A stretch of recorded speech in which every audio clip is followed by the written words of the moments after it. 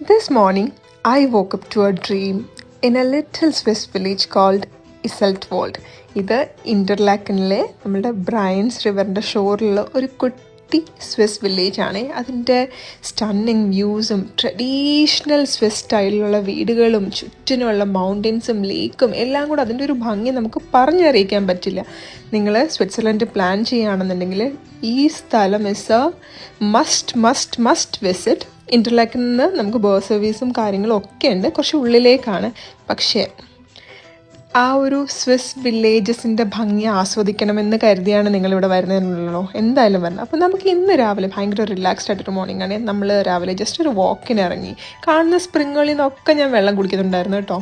എന്നിട്ട് ഈ ഒരു ഭംഗി നോക്കിയ ഗൈസ്, എവിടെ തിരിഞ്ഞാലും നമുക്ക് ഈ ഒരു വെള്ളവും മൗണ്ടൻസും ആ വീടുകളുടെ ഭംഗിയും ശരിക്കും ഒരു പോസ്റ്റ് കാർഡ് പിക്ചറിൽ കാണുന്ന പോലെ ഇല്ലേ. അപ്പോൾ നമ്മുടെ റൂമിൻ്റെ തൊട്ട് ഫ്രണ്ടിൽ ലേക്ക് ബ്രയൻസ് ആണ്. രജിത്ത് സ്വിം ചെയ്യാൻ ഇറങ്ങി.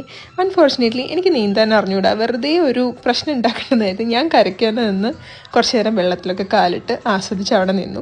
എന്നിട്ട് നമ്മൾ ഈ ആ ഒരു സോക്കിങ് ഇൻ ദ മൊമെൻ്റ് എന്നൊക്കെ പറയില്ലേ, ശരിക്കും അങ്ങനെ നമ്മൾ ആ ഒരു ഭംഗി ആസ്വദിച്ച് കുറച്ച്